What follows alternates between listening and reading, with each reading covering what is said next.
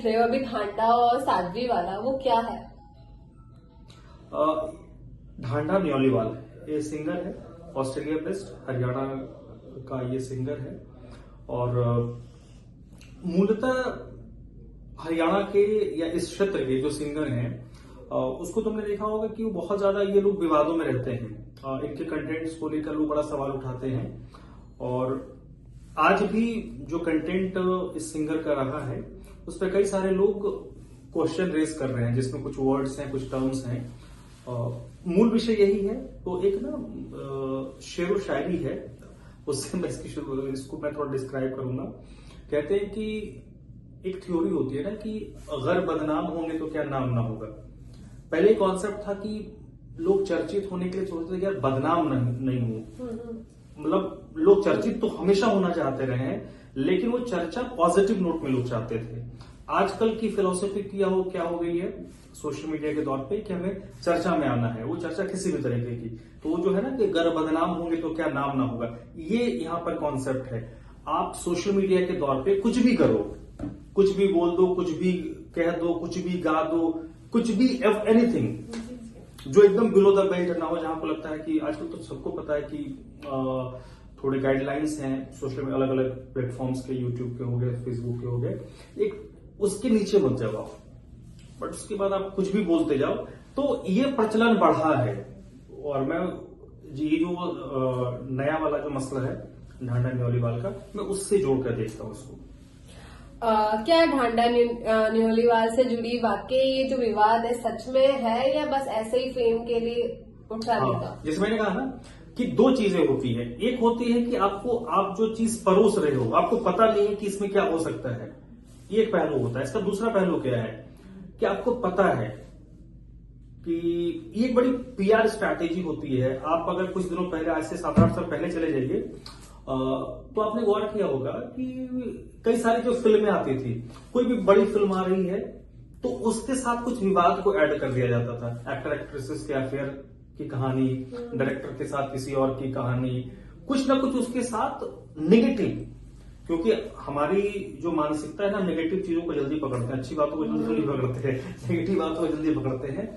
तो कुछ ना कुछ विवाद उस फिल्म के साथ जोड़ दिया जाता था। अगर फिल्म पैसा खर्च करके वो उतना अगर पब्लिसिटी करना चाहे तो शायद फिल्म का जितना बजट उससे ज्यादा वो भाग जाता था। इसलिए इस तरह की पब्लिसिटी की जाती थी कि भाई हीरो हीरोइन के बारे में अफेयर की कहानियां उड़ा दो। इससे क्या होता था, उनकी फिल्म की चर्चा, उनकी अफेयर की चर्चा होती थी, फिल्म की चर्चा हो जाती थी। तो ये उस तरीके से आप जोड़ सकते हो। आज की तारीख में मुझे नहीं पता कि ये जो सिंगर है इसने किस मूड के साथ किया है, बट इसको खारिज नहीं कर सकते। हो सकता है कि उसने जानबूझ करना किया हो सकता है कि पर किसी अपने गाने में किसी संत समाज के बारे में बोलना। एग्जैक्टली। देखो, आप जिसके बारे में बोल रहे हो ना, ये एक ना बड़ी अजीबोगरीब बात हो गई है कि राइट टू स्पीच है। राइट टू स्पीच जो कॉन्स्टिट्यूशन हमें अधिकार देता है, राइट टू स्पीच, उसी में एक क्लॉज है, जो राइट टू स्पीच है ना कॉन्स्टिट्यूशन, उसी में एक क्लॉज है कि आपकी राइट टू स्पीच कहां तक है। आपकी राइट टू स्पीच है कि आप मेरे किसी एक्ट से आप विरोध दर्ज करा सकते हो, बट वो वहीं पे खत्म हो जाती है कि जब आप मुझ पे चढ़ना, जब आप मुझ पे गाली गलौज न कर दो।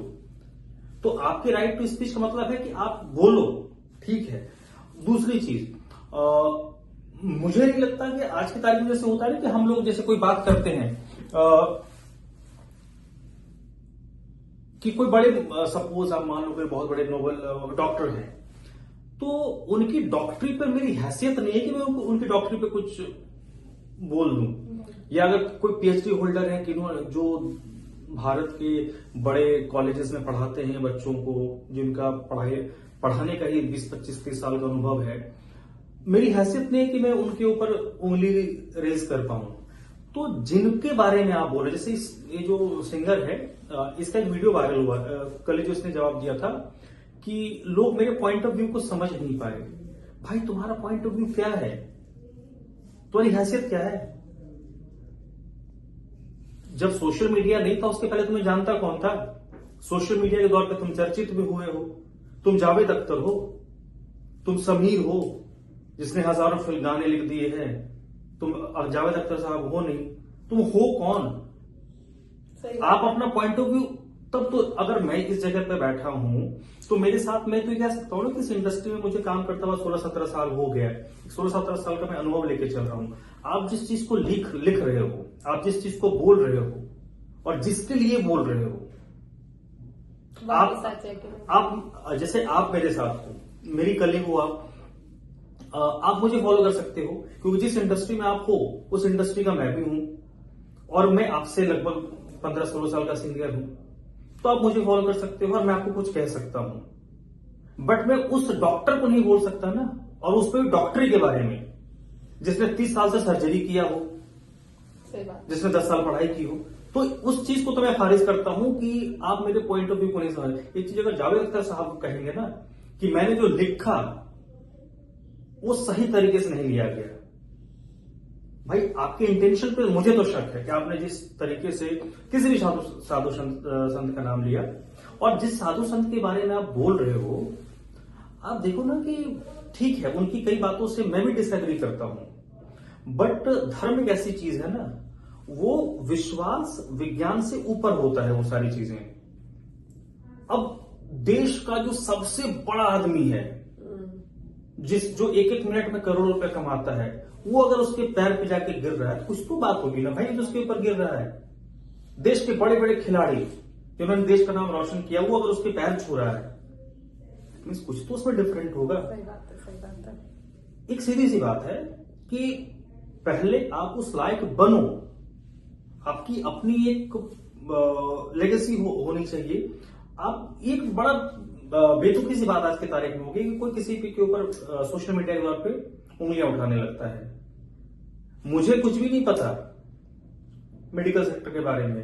एक वो जैसे थोड़े दिनों पहले बड़ी बात होती थी ना, एक शायद किसी क्रिकेटर ने कहा था, रोहित शर्मा ने भी हाल फिलहाल कहा था कि कोई भी मूड, हालांकि उनका इशारा किसी एक्सपर्ट की तरफ था कि भाई जो बंदा 100 टेस्ट मैच खेल चुका है, जो बंदा 300 मैच खेल चुका है, तुम उसको ज्ञान दे रहे हो कि भाई इस बॉल को फ्लिक करना चाहिए था, इसको छोड़ना चाहिए था। भाई तुमने बैट नहीं पकड़ा जीवन में और तुम उस बंदे को बोल रहे हो जिसने 100 टेस्ट मैच खेल लिए, जिसने 300 मैच खेल लिए हैं, जिसने 20-25 सेंचुरी लगा ली है, उसको तुम ज्ञान दे रहे हो कि इसको फ्लिक करना चाहिए, इसको छोड़ा जाए या इसको छोड़ना चाहिए था।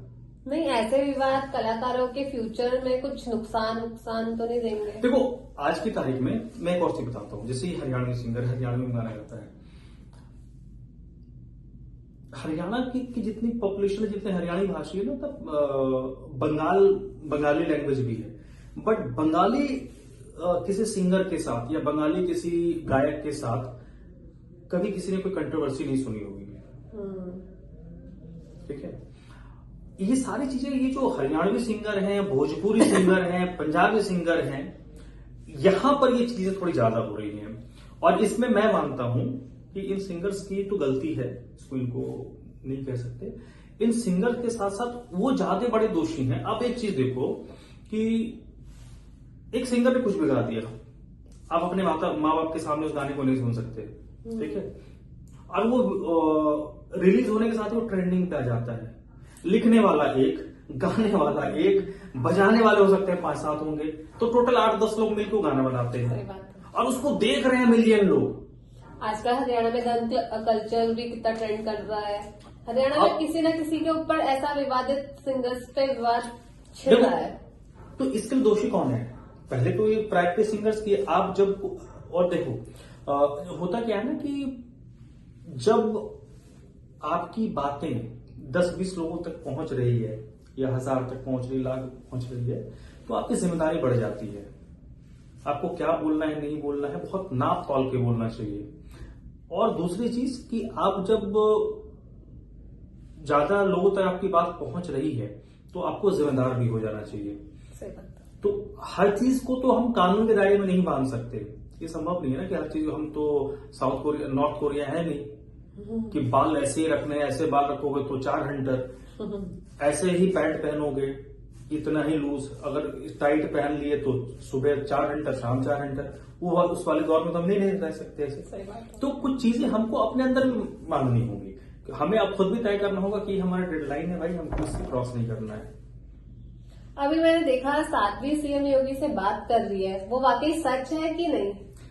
मुझे नहीं लगता, क्योंकि ये मामला हरियाणा का है, सिंगर बाहर बैठा हुआ है, सीएम योगी से बात कर रहे हैं। वो दूसरे प्रदेश के मुख्यमंत्री, ये भी अपने आप को खुद को फेमस करने का एक तरीका है। संत लोग, मतलब देखो, संत लोगों के साथ भी बहुत सम्मान के साथ बोलूंगा कि हर चीज ना, एक अंग्रेजी में ना कि एवरीथिंग इज एवरी, कि हर चीज जो चमकता हुआ चीज वो हीरा नहीं है, तो आज जिसने पहना वो संत नहीं है।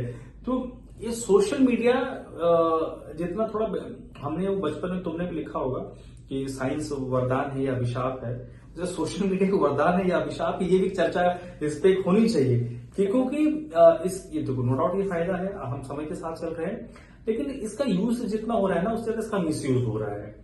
ये बिल्कुल सोसाइटी के लिए थोड़ी चिंताजनक विषय है, इस पे सोचना चाहिए नीति निर्धारकों को भी और वैसे लोगों को भी जिनकी बातें 10-20 लोगों तक पहुंच रही है।